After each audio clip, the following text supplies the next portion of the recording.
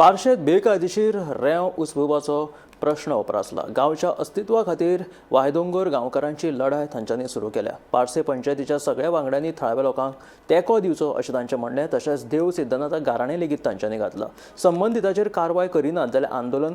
करतले अशी शिटकावणी थळाव्यांनी दिलेली आसा। गांवान वायडोंगर ह्या वाड्याचेर मोठ्या प्रमाणात रेती काडटाप चालू आसा असो काल एक प्रश्न काल जी आमची ग्रामसभा जाली त्या ग्रामसभेन ह्याच आमच्या वायडोंगरावयल्या सगळ्या भावांनी उपस्थित केलो आणि आमकां एक निवेदन तेंच्यांनी केला की तुम्ही संपूर्ण पंचायत मंडळ ह्या जाग्याचेर येवन त्याची पाहणी करची आणि त्याप्रमाणे आम्ही सगळ्या पंच सदस्यांनी तातडीन बैठक घेतली आणि आज ह्या जागेची पाहणी करपा खातीर आमचा संपूर्ण पंचायत मंडळ हयसर उपस्थित आसा। परिस्थिती बघली अत्यंत भयानक आणि भयावह आसा, कारण हो उंच उंच दिसणारो वायडोंगर त्याच्या पायथ्याशी असणारी ही लोकवस्तीतली लोकांची घरां आणि त्याच्या पायथ्याशी असलेली ही न्हंय आणि हे न्हंयन प्रचंड प्रमाणात ही रेती काढली वयता आणि त्यामुळे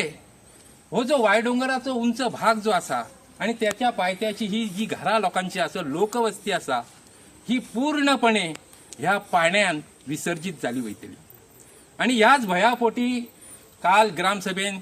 ह्याच वायडोंगर वाड्या वयले कितकेशेच भाव जेतून मालदार असले, जेतून मांद्रेकार असले,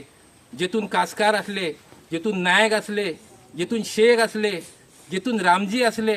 जेतून बुगडे असले आणि असंख्य आमचे क्रिस्तांव भाव असले, त्या सगळ्यांनी एकच मागणी केली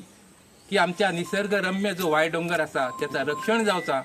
आणि जे कोण हयसर होडयेन रेंव काडटात तेंचेर कडक अशी कारवाई जावची